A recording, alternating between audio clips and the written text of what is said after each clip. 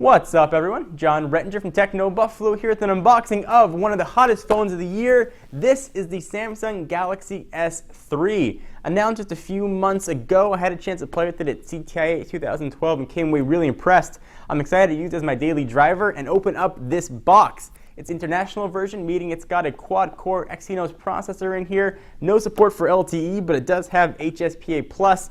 I'm almost ripping off this plastic as I'm looking at it. Let's go ahead and get to the unboxing.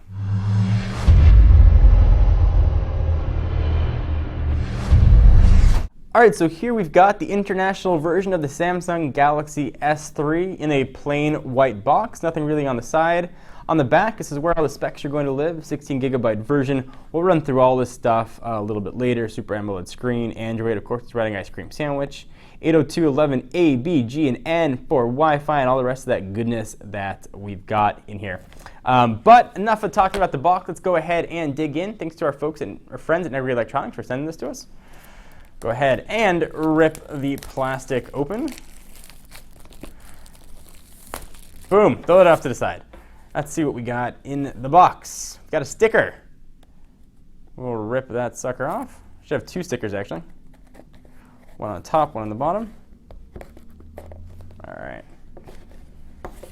right, so we've got the white version. There's also a marble-esque blue, which is had some delays with. So white is the first version that is available. Push it off to the side for just a moment. See what else we're going to have in the box.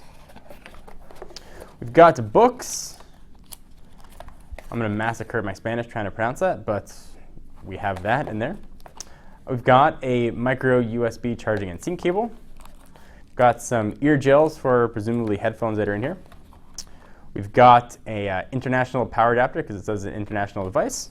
We've got the, I believe, 2100 milliamp hour battery. And then there are the headphones. People always say I don't take the headphones out in video, so I'm going to go ahead and do that, show what they look like real fast, and then we'll get to the phone, I promise.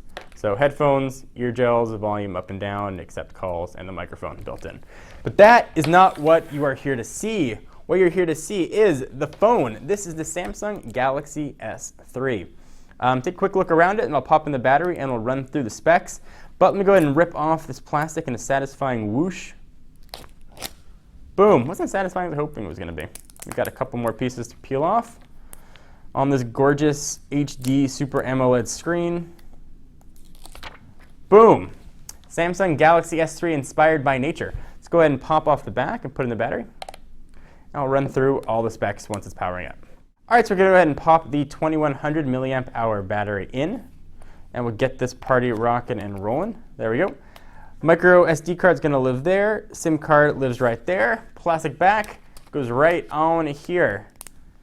It snaps it back on. So Samsung has said this has been designed and inspired by nature. It's supposed to feel sort of Pebble-esque.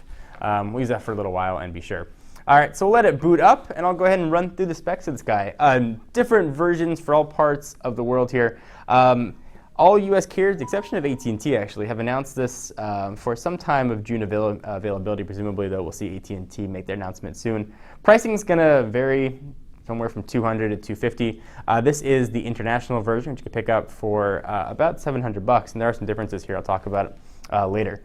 It's running ice cream sandwich with TouchWiz 4.0. From a dimension standpoint, 5.3 inches by 2.7 inches by a pretty thin 0.35 inches. And it weighs 4.69 ounces, even with that beefy battery in there.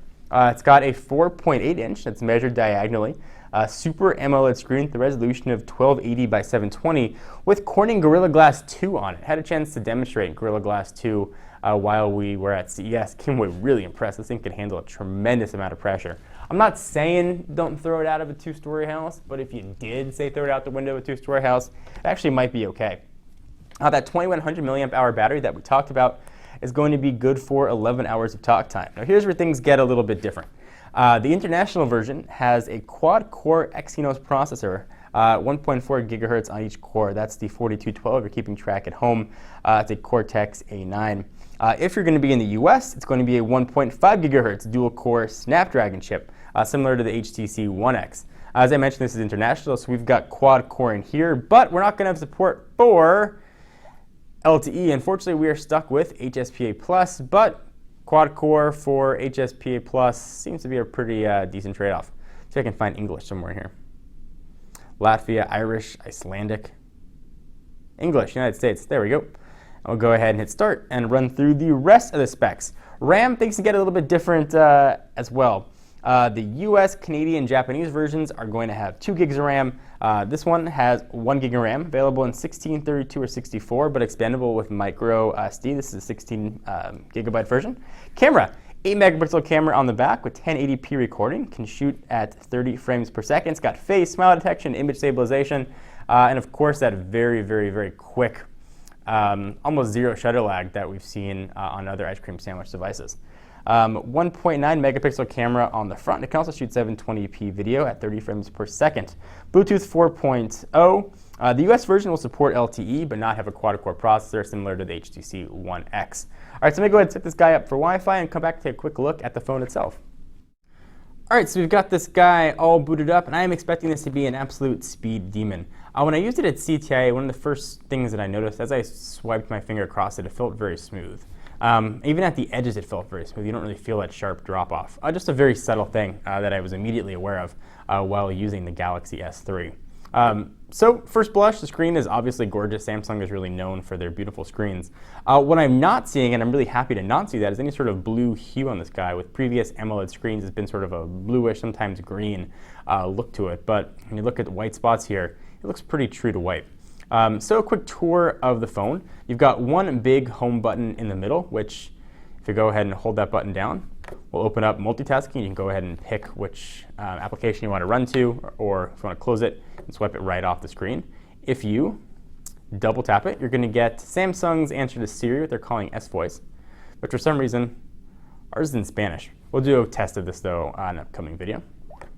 Go ahead and go back. And you saw those pop up on the left and right side. You've got a back button and a menu button there as well. So go ahead and pull up menus, and obviously we'll go back. Taking a look at apps, you can see what's going to be on board here. A lot of Samsung themed things, a lot of S applications, S Planner, S Suggest, some Video Hub stuff in here. You scroll through icons horizontally.